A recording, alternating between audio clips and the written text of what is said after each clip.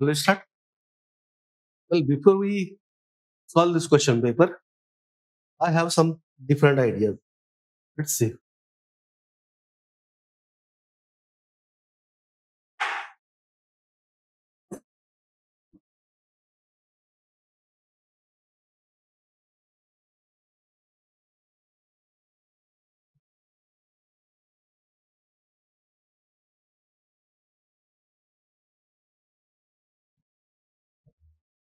हे पहिल्यांदा समजून घेऊ. किती लोकांना माहित आहे की हा ऍक्टिव्ह व्हॉइस आणि पॅसिव्ह व्हॉइस म्हणजे नेमकं काय? तुम्हाला जे शिकलाय ते थोडक्यात मला सांगा, काय ऍक्टिव्ह आणि काय पॅसिव्ह?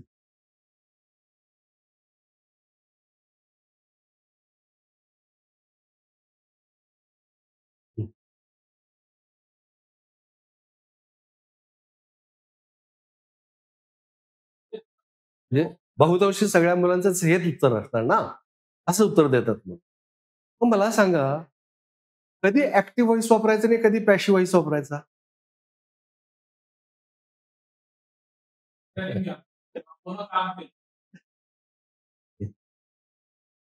आपण काय शिकलोय ते समजून घ्या.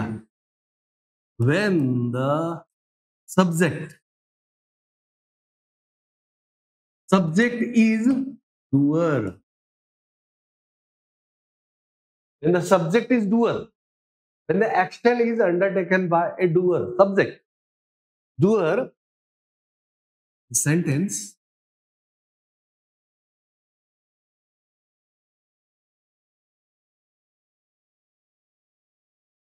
in active voice. एवढं लक्षात ठेवा. ज्यावेळी सब्जेक्ट डुअर असतो त्यावेळी वाक्यामध्ये ऍक्टिव्ह का, तर सब्जेक्ट ऍक्टिव्ह आहे म्हणून तो ऍक्टिव्ह. कळालं? हे समजून घ्या. ऍक्टिव्ह म्हणजे काय, तर सब्जेक्ट हा डुअर आहे, ऍक्टिव्ह आहे. कोणती तरी तो कृती करतोय म्हणून ऍक्टिव्ह व्हॉइस आहे. हेच मुलांना माहित नाही. ऍक्टिव्ह व्हॉइस म्हणजे काय आणि पॅसिव्ह व्हॉइस म्हणजे काय, कधी ऍक्टिव्ह वापरायचं कधी पॅसिव्ह हेच माहित नाही. आतापर्यंत विचारलं मुलांना की ऍक्टिव्ह व्हॉइस म्हणजे काय आणि पॅसिव्ह व्हॉइस म्हणजे काय, तर ह्या मुलांना हे सांगता आलं नाही किंवा ऍक्टिव्ह व्हॉइस कधी वापरायचं आहे. When the subject is doer, the sentence is in active voice. एवढं संपल. लक्षात आलं? म्हणजे ऍक्टिव्ह व्हॉइस म्हणजे when the doer or subject of the sentence is active, when the action is undertaken by the subject, we call it active voice. आणि when the subject is receiver, when the subject is receiver, the sentence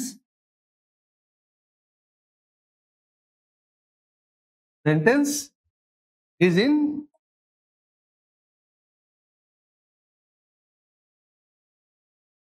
passive voice. एवढं लक्षात ठेवा. पहिल्यांदा कृती करणारा म्हणून तो active आहे.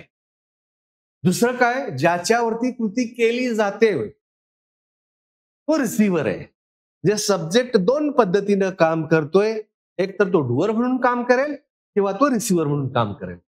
हे डोक्यात पहिल्यांदा लक्षात. व्हॉइस कसा आहे तो नंतरचा भाग आहे, पण त्याचा उपयोग काय, कसा वापरला जातोय, तर डुअर आणि रिसिव्हर.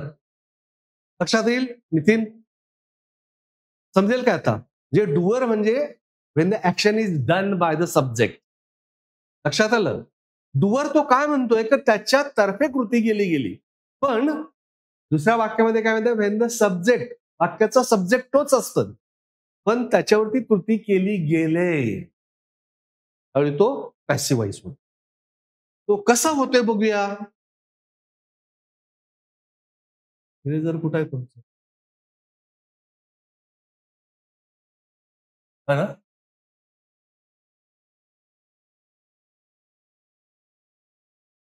इरेजर.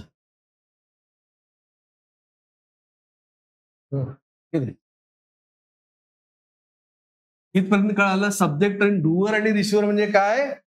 की ज्यावेळी करता कृती करतो त्यावेळी त्याला आपण काय म्हणतो, तो ऍक्टिव्ह आहे, तो कृती करणारा आहे, म्हणून तो ऍक्टिव्ह असतो.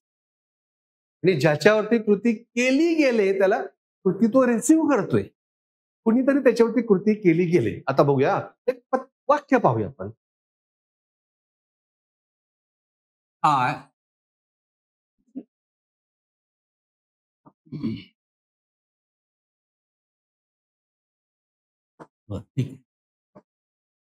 आय राईट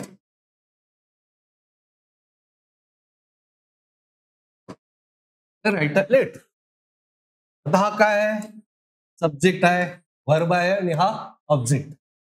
ओके, इथं आय हा काय सांगा, डुअर आहे. डुअर आहे, ह्यानं याच्यावरती कृती केलाय म्हणून हा रिसिव्हर आहे. हा रिसिव्हर आहे, कळालं? हा डुअर आहे, हा रिसिव्हर आहे, पण तो इथं ऑब्जेक्ट म्हणून काम करतोय. आता याला मी इकडं घेतलं आणि याला इकडं टाकलं, आता काय होतंय, इथं डुअर आहे म्हणून काय झालं, a letter is written by me. हे बाय आणि मी जे आहे ना, लेटर इज इथं फुल स्टॉप होते. आता हे काय काय नंतर मी सांगणार, सेकंड पार्ट मध्ये सांगणार कुठं कुठं बदल होतोय. म्हणजे हा सब्जेक्टिव्ह केस आहे, ते ऑब्जेक्टिव्ह केस आहे. बाय नंतर ऑब्जेक्टिव्ह केस येते. बाय ह्या प्रिपोजिशन वापरलं तर ऑब्जेक्टिव्ह केस येते, कारण प्रिपोजिशन नंतर ऑब्जेक्टिव्ह केस येते हे तुम्हाला माहिती. आता हा जो लेटर आहे जो ना, हा डुअर आहे की रिसिव्हर आहे? अरे आता हे समजून घेणं, 99% मुलांना हेच कळत नाही. इकडचा इकडं आला, त्यांना विचार करायला लागतो का सब्जेक्ट आहे की डुअर आहे. हा पहिला जो भाग आहे त्याला ऍक्टिव्ह व्हॉइस म्हणतो. अरे ऍक्टिव्ह व्हॉइस बरोबर आहे, पण का ऍक्टिव्ह व्हॉइस आहे हेच माहित नाही ना. ऍक्टिव्ह व्हॉइस म्हणजे शिकलोय आपण, एवढी वर्ष शिकतोय. ऍक्टिव्ह व्हॉइस याला काय म्हणतात, तर इथं यानं कृती केली कुणावरती, याच्यावरती. हा कृती करणारा, हा त्या कृती स्वीकारणारा, बरोबर आहे. म्हणून हा ऍक्टिव्ह व्हॉइस आहे. त्याचं पॅसिव्ह व्हॉइस करताना ऑब्जेक्टला सब्जेक्टच्या ठिकाणी आणावं लागतंय आणि सब्जेक्टला ऑब्जेक्ट, हे पहिलं झालं. तर नंतर मग काय झालं, हे जे आहे ते टू बीचं रूप आहे. टू बी प्लस V3, म्हणजे ऍक्टिव्हचं पॅसिव्ह करताना ऑलवेज ऑलवेज काय पाहिजे, टू बीचा फॉर्म पाहिजेच पाहिजे, त्याच्यानंतर V3 येतं.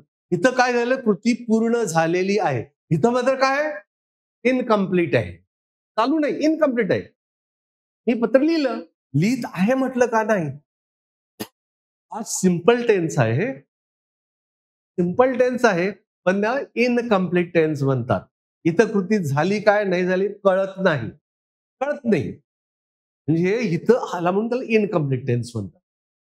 कृती पूर्ण झाली हे माहित नाही, चालू आहे माहित नाही, काहीच नाही, म्हणून त्याला इनकम्प्लीट टेन्स म्हणतात.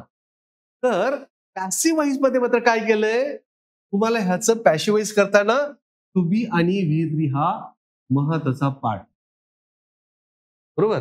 म्हणजे सब्जेक्टला ऑब्जेक्टच्या ठिकाणी लिहिलेलं, ऑब्जेक्टला सब्जेक्टच्या ठिकाणी, हा त्याला पहिला पार्ट. आता हे करत असताना आपण काय करू,